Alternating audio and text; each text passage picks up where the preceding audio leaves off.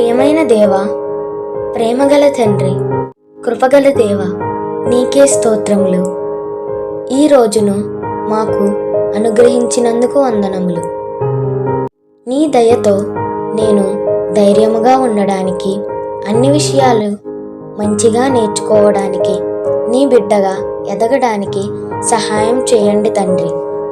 నన్ను, మా కుటుంబాలను, మా స్నేహితులను, మా బంధువులను, ఈ వీడియో చూస్తూ ప్రార్థిస్తున్న వారిని ఆశీర్వదించండి తండ్రి.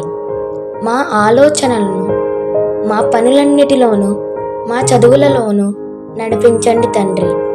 ప్రేమగల దేవా, కృపగల దేవా, నీకే ఎనలేని స్తోత్రములు, నీకే ఎనలేని స్తోత్రములు.